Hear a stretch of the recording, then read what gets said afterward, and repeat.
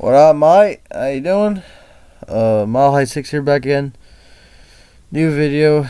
Today, I'll be doing my season recap for the 2021 Denver Broncos. Stats and all that stuff. 7-10 record.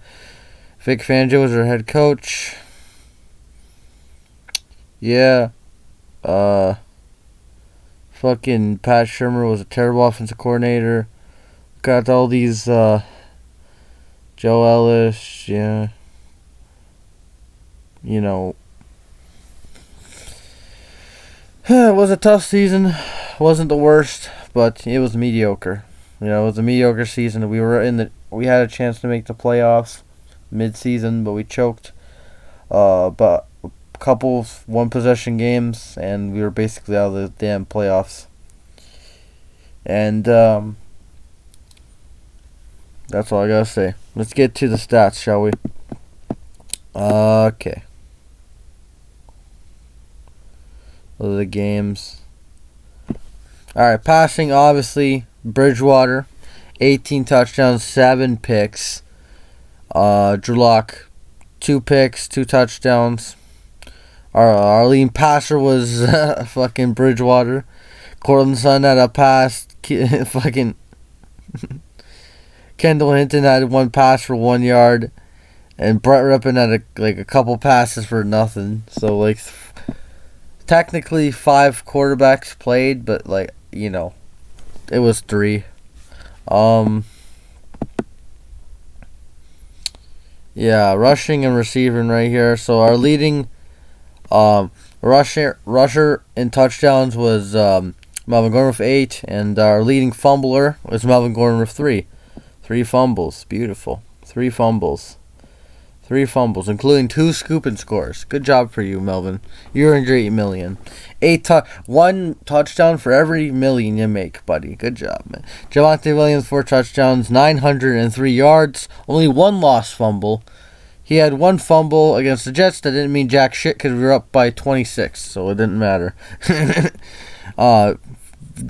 Melvin Gordon fumbles in the worst scenario, so I don't care. You only had 3 fumbles all year, but they were crucial. They were really crucial. So Javonte had 4 rushing touchdowns. Teddy and Locke had 2 rushing touchdowns. Our leading rusher was obviously Gordon, who split carries with Javonte Williams. And I thought Javonte had a better season because he's a rookie and he put up almost the same amount of fucking numbers as a vet. So, he had a better season. He just had less touchdowns because, I don't know, he got more carries in the red zone, Gordon. So, Gordon's he's a loser. He fumbles all the time. And if whoever signs him, don't give him the ball when you're up by 1 or down by 1 or in a crucial situation. Just bench him. You know what's going to happen. He's never going to deliver. So that's the rushing stats. Alright, let's go with the receiving stats. Where is it? Alright, there's the receiving right there. So our leading receiver in touchdowns is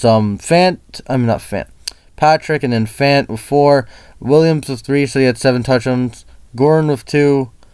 Cortland with 2, which really underwhelming. Of course, Cortland and Tim both got their contracts. Cortland was way more affected by it than Tim. I thought Tim had a really good game at the end of the year, to close it out. And he had that big touchdown against Cincinnati. Obviously, we didn't win, but, he still played really good in that game. Cortland did not. Albro had 2 touchdowns. He was okay. He missed some games. Kendall Hinton had a touchdown. Eric Saubert. Those are the dark horses of the group. Jerry Jeudy had 0. Superstar. Very super duper. Played 10 games. Had 0 touchdowns. Good job, Jerry. Fucking bust. No, I'm giving him 1 more year, but still very underwhelming. I don't care what quarterback. The guy has to get open and he has to catch the ball when he's open. I'm sorry. I don't care. I'm not giving any of these guys excuses. Kicking and punting. Martin was pretty good. Brand McManus missed a few key field goals this year, but one of them was really the offensive line's fault because all the blockers just collapsed against the Eagles, and that game could have changed if he would have made that field goal.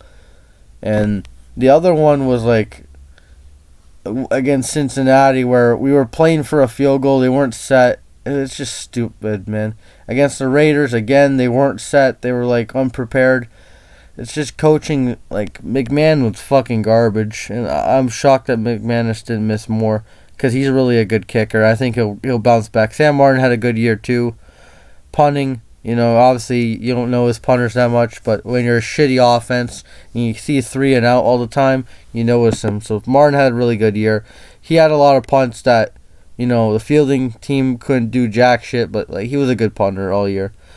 For the defense, our leader in interceptions was good old Justin Simmons, Mr. Jump Ball Boy. All his picks were jump balls except against the Lions, where he got a miraculous diving pick.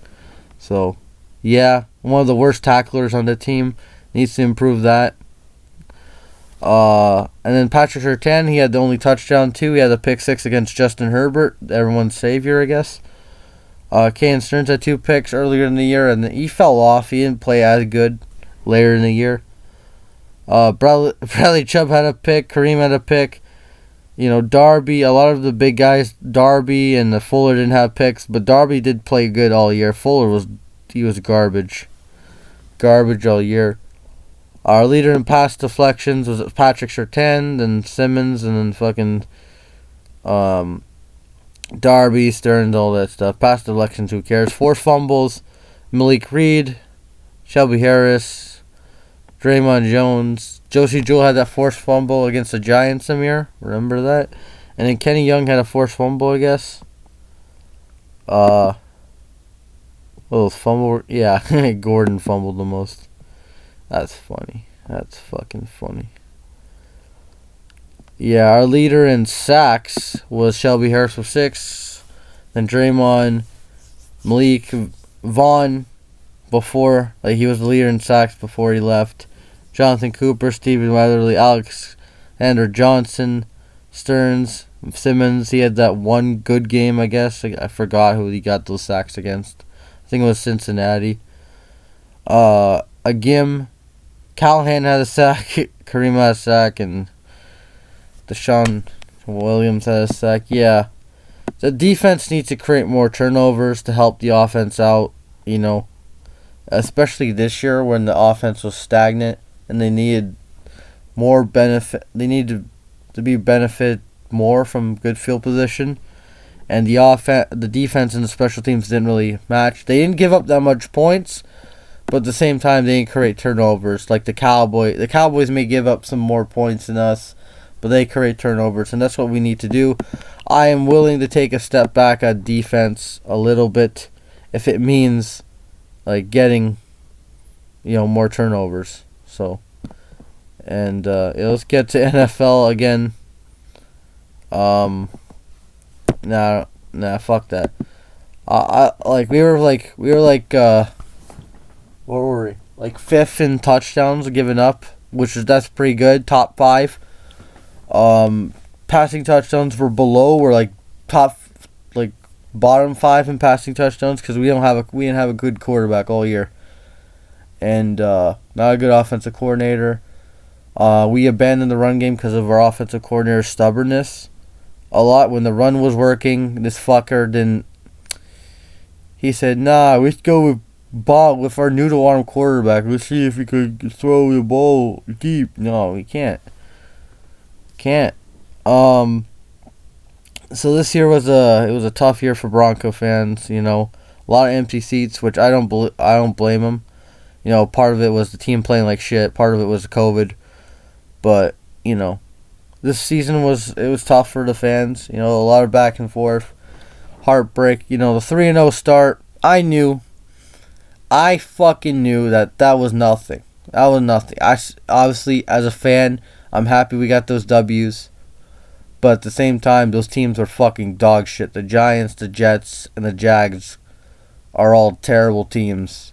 And they're somehow below us. I don't know how, but they are. They're below us. But all those, the the Jets out of all of them progressed the most in my opinion, because at least Zach's playing good late in the season. The Giants have fucking fell into a turnstile. Like, they're keeping Joe Judge. The Jets, Saul is doing okay. I don't think he's the best head coach, but you gotta give him another year. He got him double the wins they had last year with Adam Gase. And Jacksonville's looking for a new head coach, so those are the teams that we beat. And then Redskins, who we beat, they're okay. Lions, they had a practice squad. The only good teams we beat were the Cowboys and the Chargers. Only one of them's going to the playoffs, so yeah, we only beat one playoff team. The Jets are beating more playoff teams. The Jags, they beaten same amount of playoff teams as us. I don't care. They're beating the same amount of playoff teams as us. They beating more teams over 500 than us, actually. That's true. You know, these bottom tier teams could beat top tier teams, but we can't. The Broncos also, I'm just speaking from like a heart, like they couldn't come back from 10 plus. The second we faced adversity, we crumbled, and part of it is our offensive coordinator, you know, because that was usually scoring. The defense kept us in the game, and our offense ran out of fucking gas. So the Broncos couldn't come back at all. Like at least in 2020, when we had a different quarterback that we still have, you know, Drew Lock. We had at least one comeback, you know, from behind victory. This one we had none. We had 0.0% comeback from behind victories. Like no double digit comeback. Like I think the only comeback victory was against the Jags and Giants. Scored a touchdown at the beginning of those games, and we won. Ooh, like we couldn't come back. Again, we abandoned the run because Pat Shermer's an idiot, and our head coach wasn't involved with the offense. It was a tough season. That's basically my recap. I'm going to do my keep 'em or dump 'em when the season's over. I'm going to do my playoff predictions soon. So this is my video on the Broncos season recap. Those are the stats, really. Very underwhelming stats. You know, the rookies have been doing good. Like Quinn Miners on guard, he's been really good. Again, what I've shown, Patrick Surtain had a really good year. Stearns, up and down, but he can improve. Browning, again, up and down, can improve. You know, he's learning. I think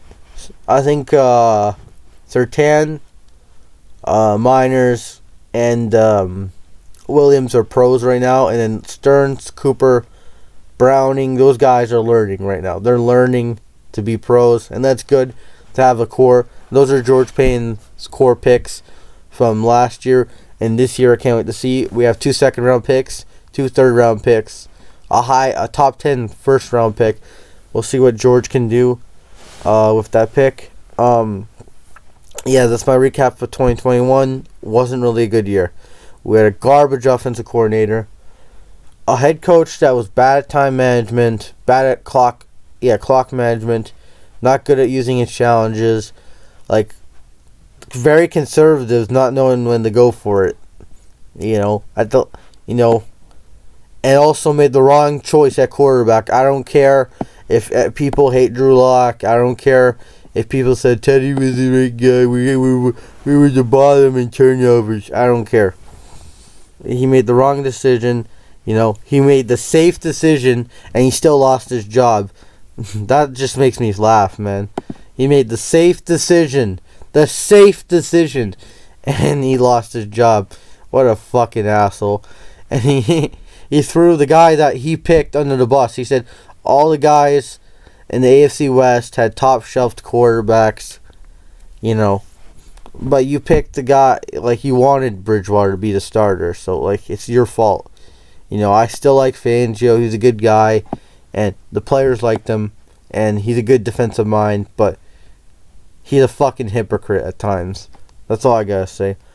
And that's the end of the video. Hope you guys like, sub if you're new. More Bronco videos are gonna come. More football videos. More sports videos. All that stuff. Yeah, the Broncos season was a mess. Another last place finish. Second year in a row we finished in last place. It's embarrassing. Second year in a row we got swept by the Chargers. I mean, not the Chargers. Still one team we can't get swept by. Second year in a row we got swept by the Chiefs and Raiders. Fucking 13th game in a row we got swept by the Chiefs. We got to play better in our division. We got to play better against tougher competition. And like that's the thing that we have to do. Because that last game of the year, that showed that those players care, okay? That showed that we got some talent here. That showed that we got some fucking heart.